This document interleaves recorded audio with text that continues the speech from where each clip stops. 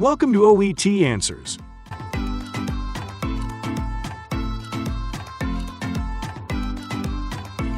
Occupational English Test. This test has 3 parts. In each part, you'll hear a number of different extracts. At the start of each extract, you'll hear this sound.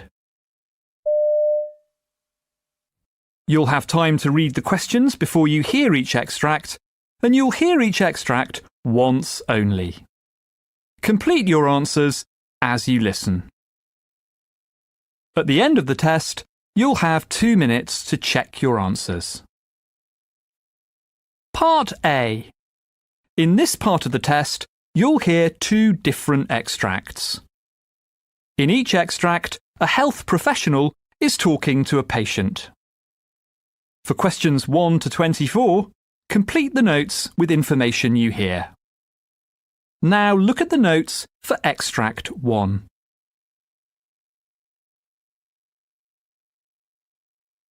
Extract 1, questions 1 to 12.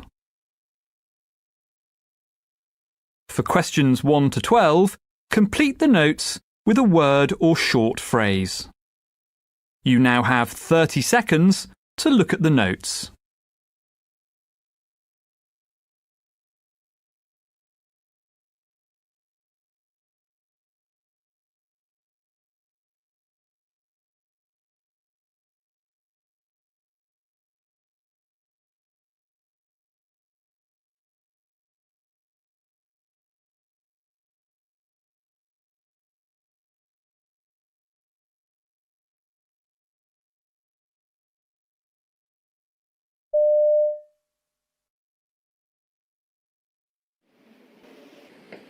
Hello Elizabeth, I'm Richard.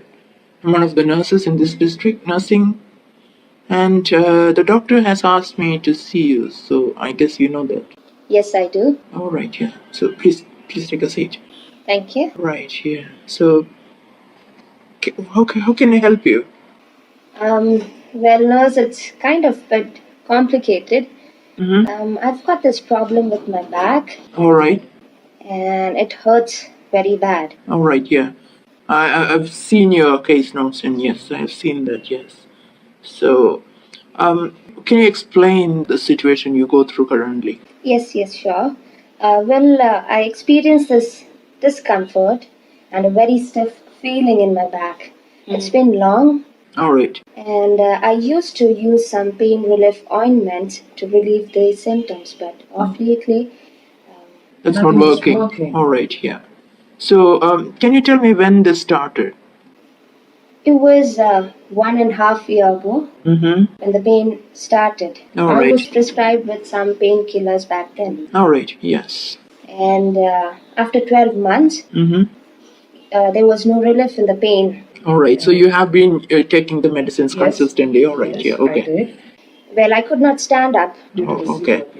Right, for which I was later hospitalized for, say, 2 days. okay. And I underwent some blood tests along with the barium meal. Oh, yeah, all right, yeah, that's right. So later, after 6 months, I was diagnosed with a tumor in my back, Oh, all right, okay, yeah. for which I underwent a surgery. Mm-hmm. And a small part of my bone that was removed. Okay, That's what was told to me. And I was also told the tumor was spread to my liver all right. lower back. And now that was very sad, and I was worried about it. All right, so you said you were in terrible pain. Were you given some medicine for that? Yes, I was. Pethidine 3 times per day, and some alternative modalities for pain relief. I tried acupuncture for, say, 2 months, which I discontinued later. Oh, so you felt that was not working. Yeah, it was not. Did you do something else for the pain? Yes, I did, and I am still doing it. I smoke marijuana. Marijuana. Yeah, dope. Okay. So that's not the ideal thing you should be doing. I understand, but Right, yes. So what are your thoughts about what you are going through? that's the main reason I've come to you. Right, yeah. I've been depressed for quite a long time and I've been going through this rough phase. And I feel anxious about my illness. Even I get these weird thoughts of ending my life. I considered suicide. I'm sorry to hear that. Yes, yeah. But I just want to get this over. Right, yes. I need help. Yeah, but Elizabeth, that's not the way out actually. I know. See, wanted to see you because, there are a couple of things that the doctor wanted me to discuss with you. Okay. And I would be arranging some counseling sessions for you. That would be great. Yes, so if that's fine with you, I can get that rolling in a few days' time. Yes, of course. And that's actually part of an ongoing modalities that the doctor wants for you. Okay. Right, and I can also try, some alternative modalities of pain relief. Okay. All right, and that would include many things, including acupuncture, acupressure, and yoga. I haven't tried it yet. Right. Will it be? Yes, it has helped many people who have, gone through things similar to what you go through. All right. So those things should be helpful, and that is, they don't have any side effects actually. And you should be seeing a specialist as well. If that's okay with you? That would be fine. Who would particularly help you through this phase of your life and help you to come out of what you are going through. Yes.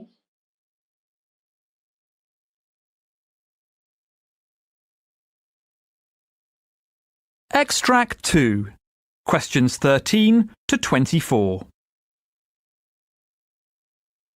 For questions 13 to 24, complete the notes with a word or short phrase. You now have 30 seconds to look at the notes.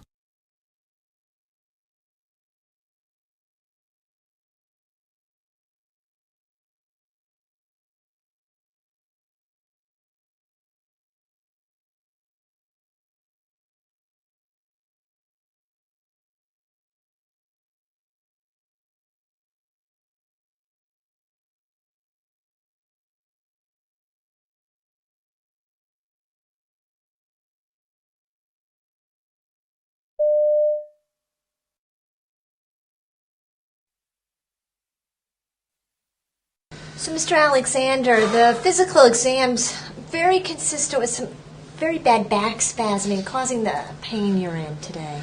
Well, I am in a lot of pain. I've been in a lot of pain for a little over a week now. That's why I went to the emergency ward, because it just was unbearable. So, and I'm not sleeping well neither from this. Yeah, you're exhausted. And I am. pain. Yeah. Extremely.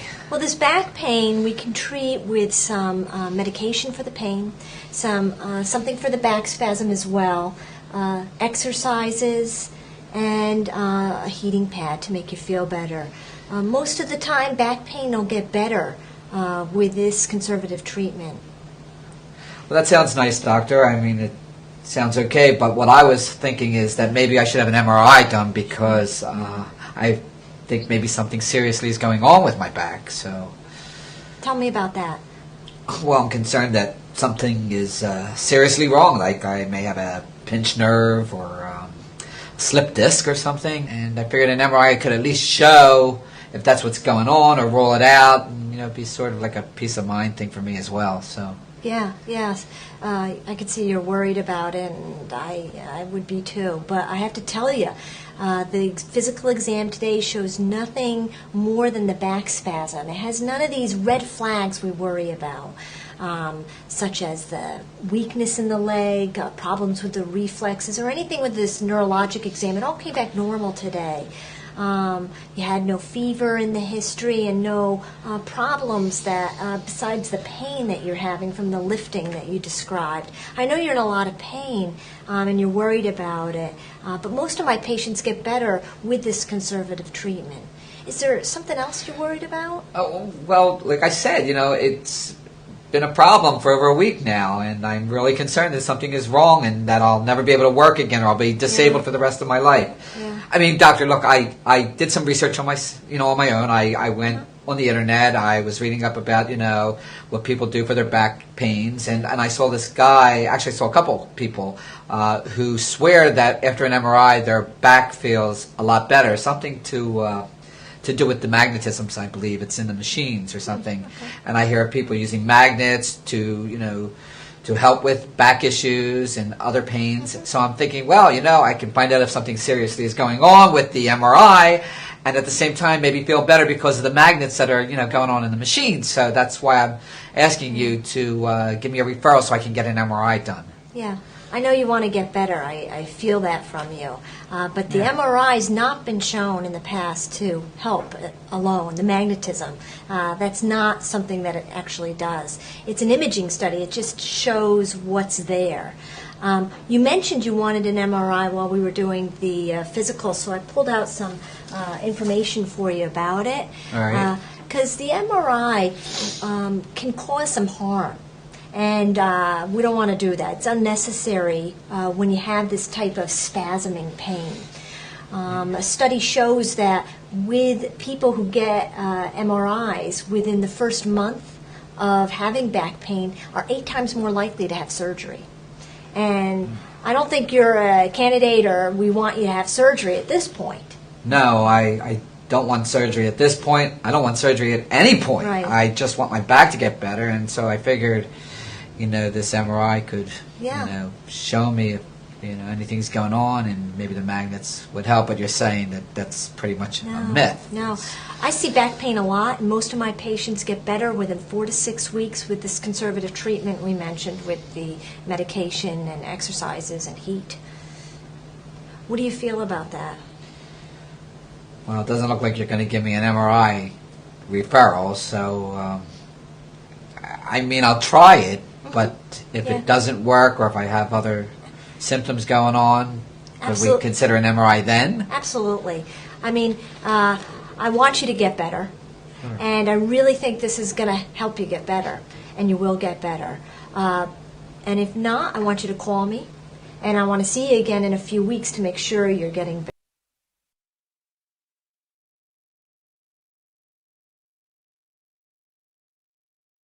That is the end of Part A. Now look at Part B.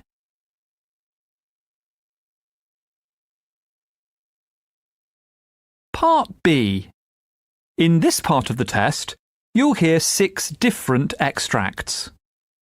In each extract, you'll hear people talking in a different healthcare setting.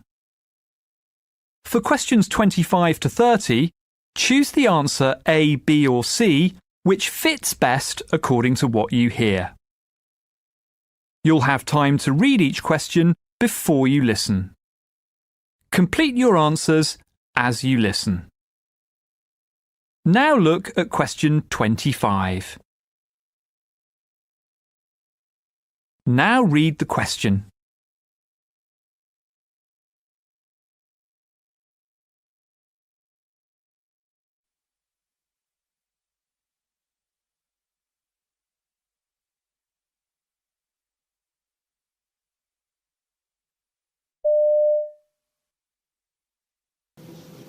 Okay, your order sheet is in your chart. It's under the tab that's labeled Physician's Orders. You're going to check these orders against your paper MAR. There's 2 pages to your paper MAR, your routine medicines and your PRN medicines. So first check your patient's name, Sally Gunter, Sally Gunter. Okay, then check for the date of birth, 5/8/41, 5/8/41. The next thing you want to look at is allergies. Sally is allergic to penicillin. Your allergy is penicillin. And you want to go down and you want to verify every medicine that they have. So on the orders, it's potassium chloride, 40 milliequivalents, PO 3 times a day. Potassium chloride, oral, liquid, 40 milliequivalents, PO 3 times a day. K-Flex, 250 milligrams, PO every 6 hours. K-Flex, 250 milligrams, PO every 6 hours. Norvasc, 5 milligrams, PO twice a day. Norvasc, 5 milligrams, PO twice a day. Prilosec, 20 milligrams, PO daily. Prilosec, 20 milligrams, PO daily. When you're looking at your physician's order, make sure it has a date, a time, and a physician's signature. Sally Gunter also has a PRN order of clonidine. 0.1 milligram tablet every 6 hours, PRN for diastolic blood pressure greater than 90. Clonidine, 0.1 milligram tablet, PO every 6 hours, PRN for diastolic blood pressure greater than 90. Now, all your routine meds and your PRN meds are checked against your physician's order sheet. The next thing you want to do is to look here. Number one is compare your order sheet to your MAR and then your initial once verified. So you would sign your initials that you verified these medicines. Question 26. Now read the question.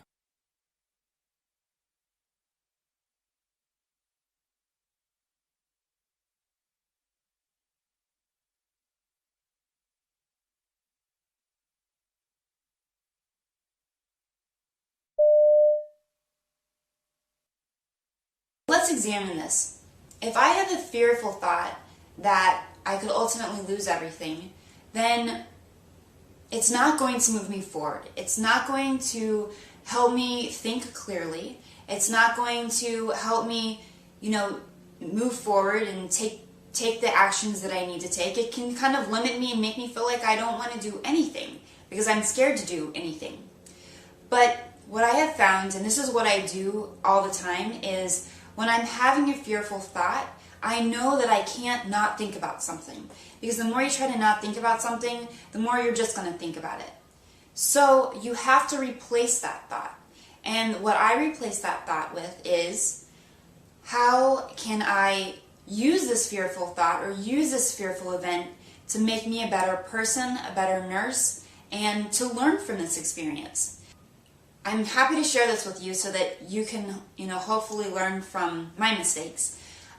So what happened was I realized that I made the mistake, and not only had I made the mistake once, I had actually done it the first time I administered the medication as well. So I thought about it and I was like, okay, well, of course I have to do an incident report.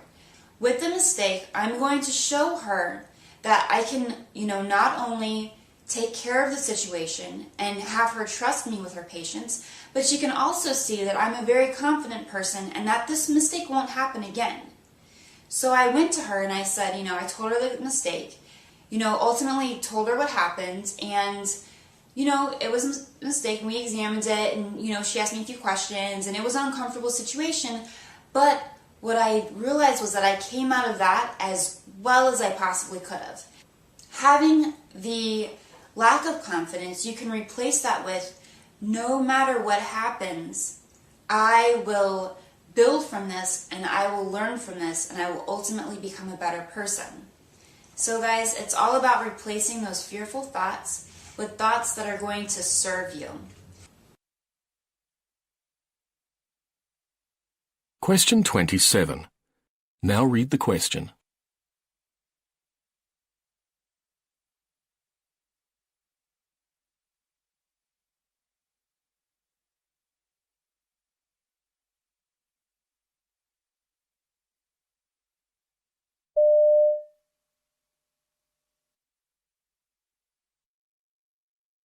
I was actually talking about culture-bound phenomena, and I had a professor of psychology say to me that there's no evidence that culture-bound or cultural illness exists.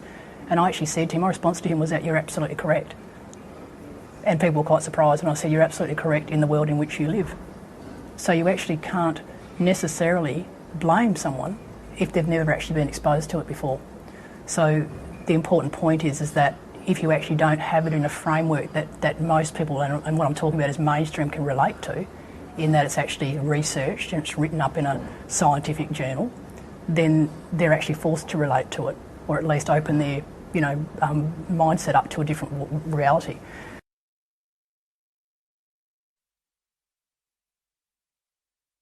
Question 28. Now read the question.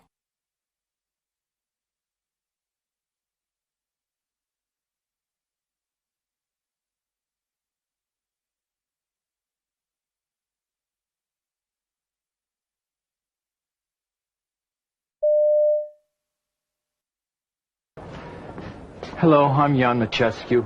I called this morning. Yes, Mr. Machescu, your prescriptions are right here. They've been ready for an hour. Good. Now, take these pills 3 times a day. That's every 8 hours. I usually take them at 7 in the morning, 3 in the afternoon, and 1 before I go to bed about 10 or 11 at night. That's fine. When do I take the other pill? You can take these anytime you feel a pain. Well, it's almost lunchtime. Is it okay if I take one before lunch? It's better if you wait until after lunch, after you've eaten. Well, why is that? The pills may upset your stomach if it's empty. Oh, okay. I'll wait till after lunch. I'll take one about 1 o'clock this afternoon. Well, thanks very much for your help. You're welcome. Question 29. Now read the question.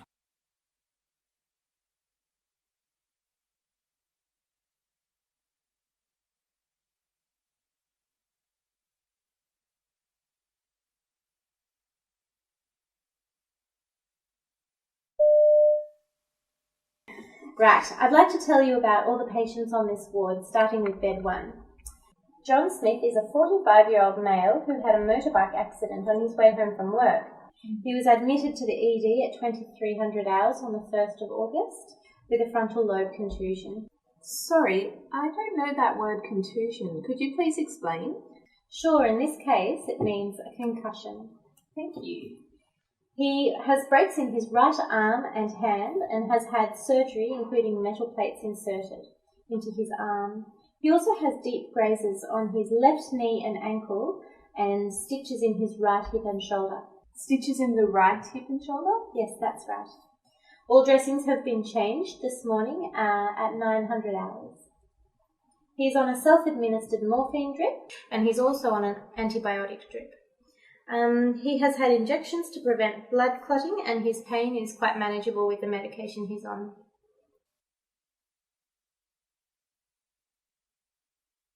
Question 30. Now read the question.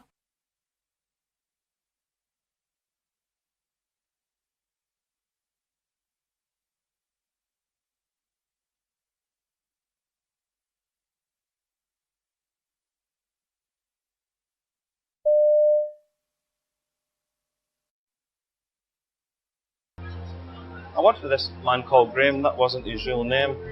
He started to hear voices. He had strong paranoid beliefs that people were talking about him. He had to come into hospital, and the main way of actually helping overcome that loneliness and isolation as a result of his experiences was to really enter his world, to develop a shared model, a shared understanding of how these experiences shaped his beliefs and how that made him feel both emotionally and how he reacted behaviourally by avoiding a whole range of situations. It makes me feel really good actually, and it gives me a tremendous source of satisfaction that actually by relating to somebody, by understanding somebody, that you can actually empower them and help them recover. Without the benefits of professional help, Graham would still be stuck at home. He would still be experiencing rather distressing voices.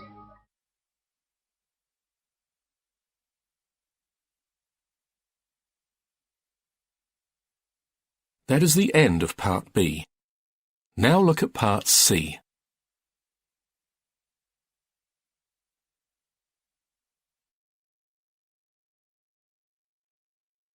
Part C.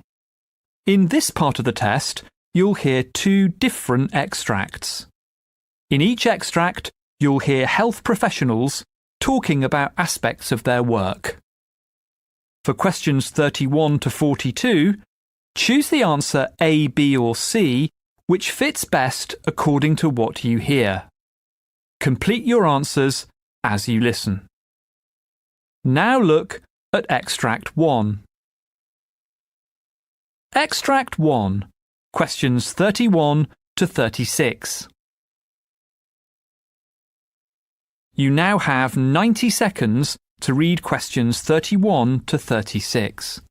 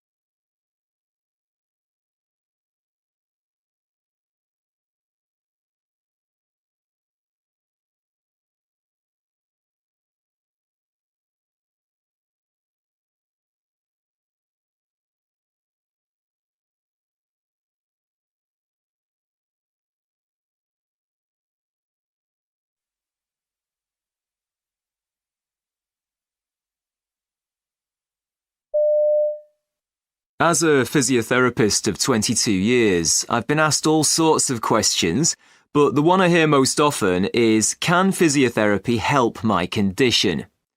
Physiotherapy assesses, diagnoses, treats, and prevents a wide range of health conditions and movement disorders. It helps reduce pain and repair damage while increasing mobility and improving quality of life. In some instances, it can be an effective replacement for surgical intervention. Obviously, not all conditions can be cured by physiotherapy alone, but help it can certainly do. So today, I'd like to focus on a condition that still creates controversy when mentioned alongside physiotherapy, and that is scoliosis. Can physiotherapy make an impact on someone suffering from this condition, in particular mild to moderate scoliosis? Let's find out. Scoliosis isn't always easy to treat, but understanding this condition and its related issues will help a physiotherapist determine the best possible options. A scoliotic spine has one or more curves to either side exceeding 10 degrees. It can resemble a C or an S shape.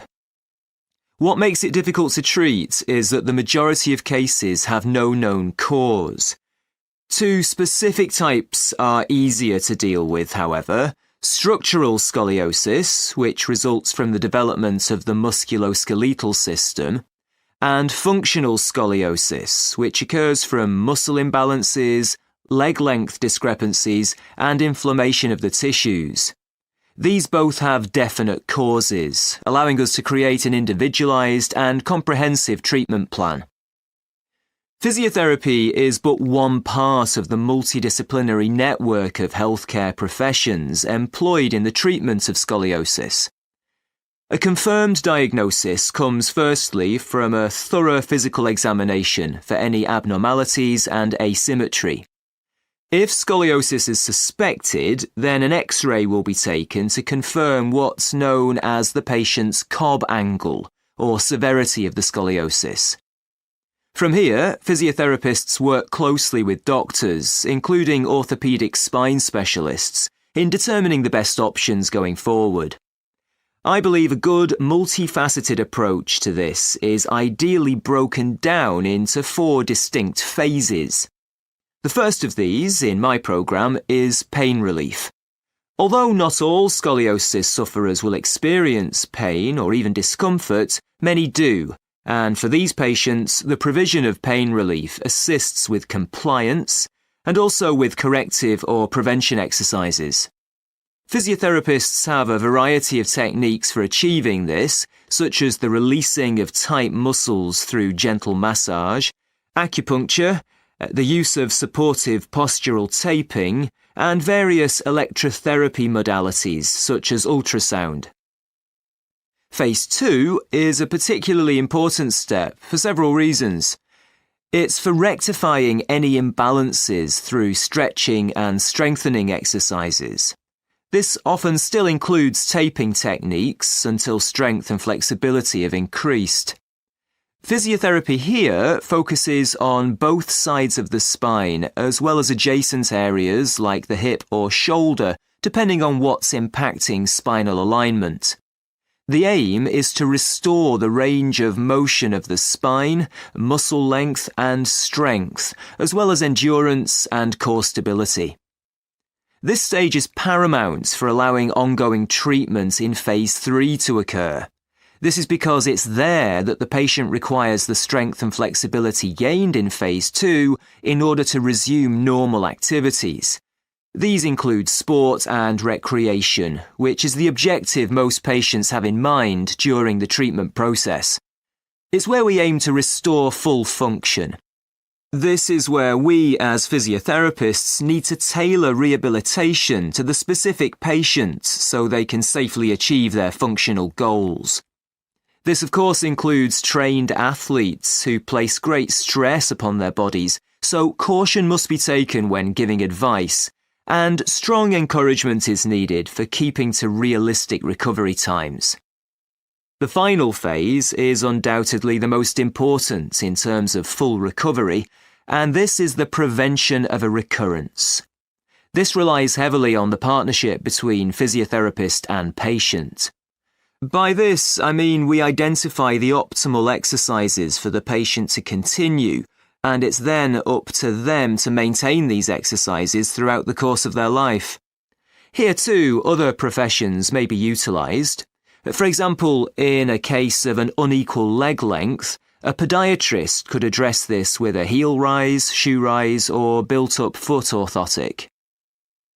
What patients expect to achieve and what is achieved varies greatly. However, those with mild to moderate scoliosis, who have a commitment to maintaining their newfound strength and flexibility, can expect a full recovery, especially if diagnosed and treated early. Physiotherapy is a vital part of this recovery and prevention and should never be underestimated. So, the next time you're asked, can physiotherapy help my condition, I'd be inclined to give a firm nod and respond by saying, with your commitment, physiotherapy is invaluable.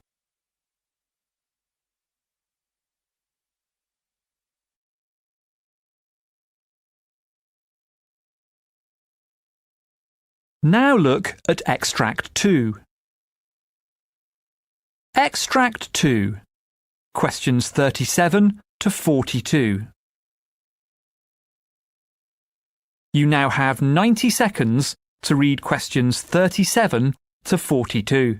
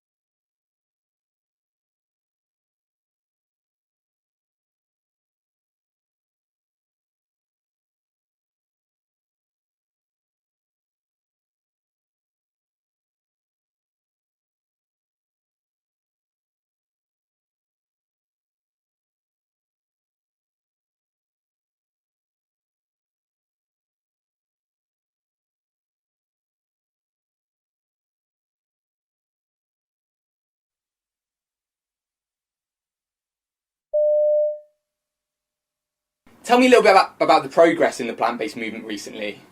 There's been tremendous progress, particularly in the health field. At least that's certainly my perspective. So in the States, there's just been a real surge, a real tipping point in terms of the plant-based nutrition movement. There are now entire conferences. There's an international plant-based nutrition healthcare conference. Hundreds of physicians, other medical professionals get together, talk about how they're using this in their practice. I mean, that didn't exist a few years ago. I mean, it's really, really exciting. There's new vegan medical clinics opening up where all the folks on staff are using lifestyle medicine approaches, not just to prevent disease, but to stop and reverse it as well. Tell me about the main players involved. You've got Nutrition Facts growing, you've got the Physicians Committee doing a lot of work. Who are the main players and what's been achieved specifically in the last few months and last year? What's been the memorable moment for you? Well, so, a lot of people don't know about Scott Stoll, who started this, PBNHC, this Plantrition project, this plant-based nutrition conference. He's been doing these immersion programs for Whole Foods for a long time now. He has a book coming out. Okay. I'm very excited about that. He's just had transformative experiences. He's just a physician in practice. There's people all over who've been doing this in their own little, hometowns. But it's just great to get so many people together, start networking. So there's wonderful resources out now, documentaries. We got a number of documentaries coming up, like The Game Changers and Eat Yourself Alive. And I mean, this is an exciting time to be in the movement. And I think, a lot of it is just there's so much, we're going to get there if only because the healthcare costs are spiraling out of control, right? Climate change. I mean, we're just going to be forced to have to take these, safe, simple, side effect-free solutions, cheaper, safer, more effective than conventional medical approaches, because we're talking about the leading killers, right? The leading cause of death. I mean, the good news is that the vast majority of premature death and disability is preventable with a plant-based diet and other healthy lifestyle behaviors. We have the power, we have tremendous power over our medical destiny and longevity. You talk passionately about the benefits of plant-based diet, particularly reversing heart disease. My old boss, he was a professor of epidemiology called Professor Tim Spector. He said he met Dr. Dean Ornish. Dr. Dean Ornish said, the thing with the plant-based movement is you get the sense you're either with them or against them. We're going to talk about that in a minute. But also what he said was there aren't any large randomised control trials. He said, Dr. Dean Ornish, show me the large randomised... Why aren't there any? If we've known about this since Pritikin's day, where's the data, the large randomised control trials? Well, look, I mean, Ornish published his first RCT, randomised control trial, July 1990, in The Lancet, the most prestigious medical journal in the world. There it was, black and white, proving with quantitative angiography that we can reverse heart disease, open up arteries without drugs, without surgery, just a healthy plant-based diet and other lifestyle changes. There it was. Right? So we've known about it for decades, but there it was, published in some of the most prestigious medical journals in the world, The Lancet, JAMA, yet what happened? Nothing. Hundreds of thousands of people continue to die of a reversible, preventable disease. So it's being ignored. It's being lost down the rabbit hole and ignored. I said, well, wait a second. If effectively the cure to our number one killer could get lost like that, what else is there in the medical literature that could help my patients, but just didn't have a corporate budget driving its promotion? I made it my life's mission to find out. That's why I started nutritionfacts.org, and that's why I wrote my new book, How Not to Die. What I find very interesting is you say the system needs to take on board this message, but the whole point of Nutrition Facts was to go round the system. Tell me a little bit about the democratization of information and the role that's played and why that's been good for the movement, I guess.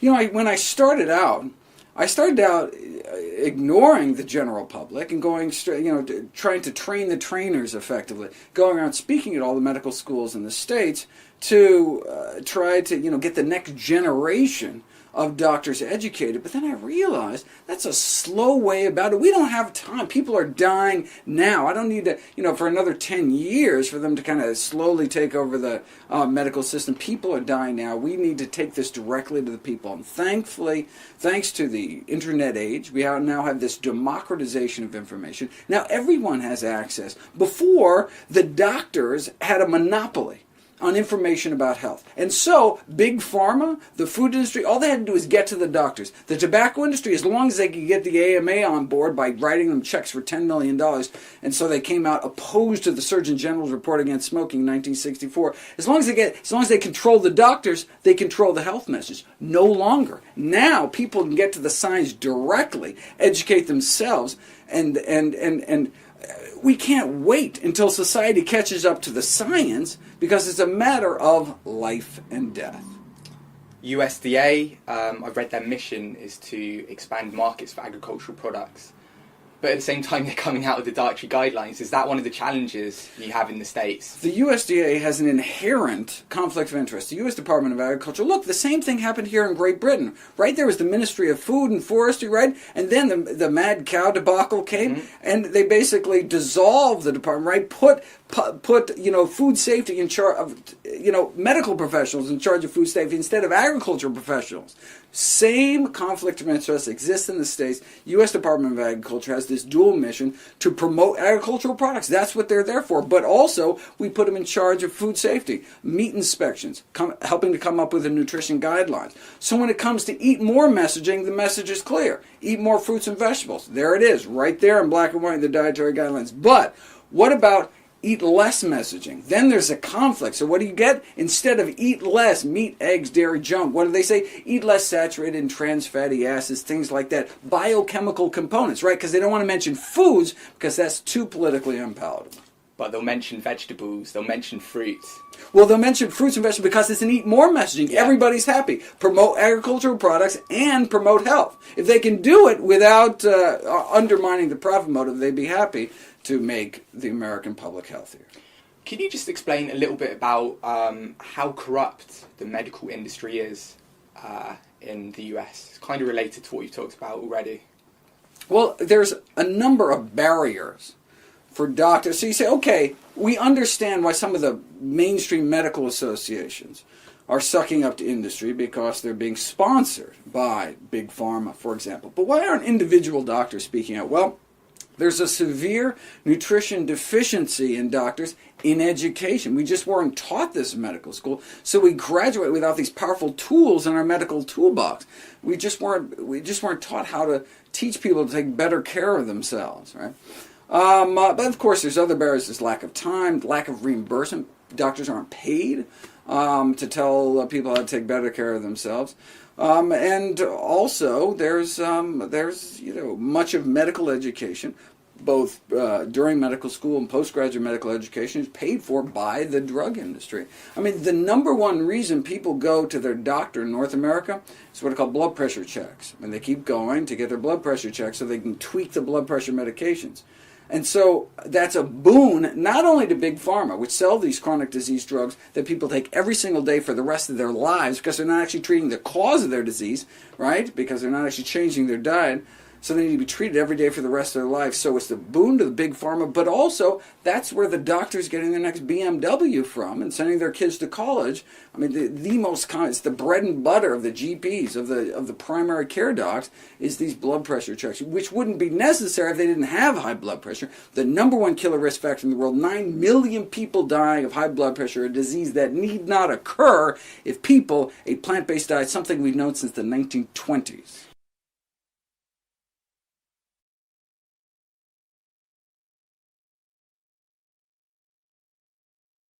That is the end of Part C. You now have 2 minutes to check your answers.